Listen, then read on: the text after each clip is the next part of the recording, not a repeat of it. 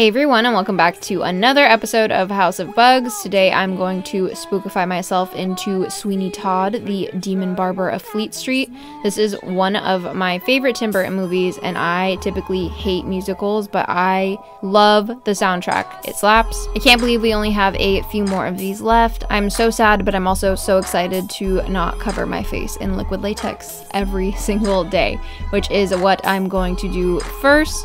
This is very similar to my Corpse Bride tutorial, but I did this one a few weeks before I did Corpse Bride. So I learned my lesson on not letting the liquid latex dry out completely before trying to saw on a cut with a popsicle stick.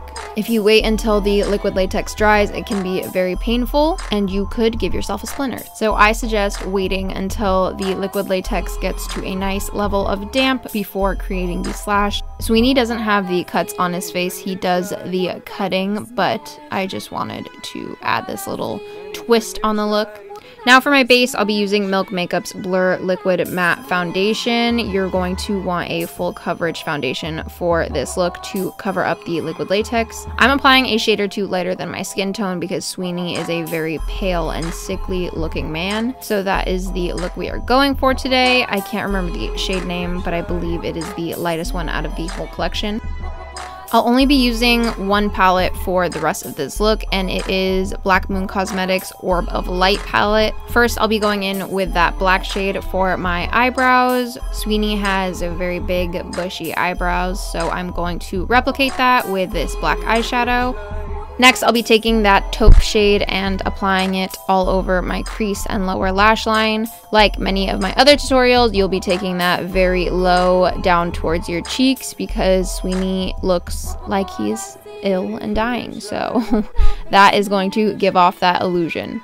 Once we're all done with that taupe shade, I'll be going in with the red shade. I don't know the names of this palette off the top of my head, so I'm so sorry about that. But we're going to add that lower into our crease and then blend it into the taupe. This is always the combo that I go with whenever I want to create a very sick zombie-like effect to the eyes. Now I'll be going back in with that black. I'm not going to put down a base on my lid because I want it to be a very messy black. Sweeney doesn't necessarily have a smoky eye, but obviously, like all my other Tim Burton characters, I like to make them very glam. So I'm just applying that to my lid and my lower lash line. Then to further darken up that smoky eye, I'm going to add Milk Makeup's gel liner in the shade Boss to my waterline. Now I'm going back in with that taupe shade we originally put down in my crease, and I'm using it as a contour. It's honestly the perfect cheek contour for a very deadly kind of look.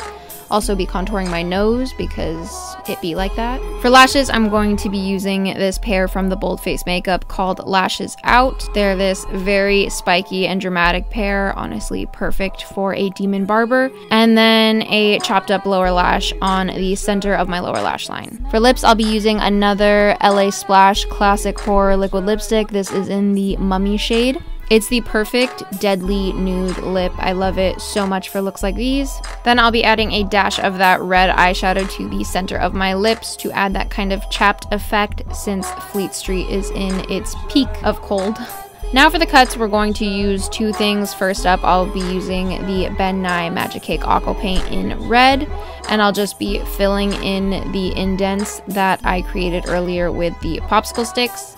Then I'll be adding my favorite Mayron Stage Blood. This is gel blood and it adds that realistic effect to the cuts. I wanted the wounds to look like they were very fresh, which is why I didn't shade around the liquid latex area, and you can kind of see it still even through the foundation. This is my first time doing this technique and like not shading around the scar area, so I'm very open to hearing any tips you might have.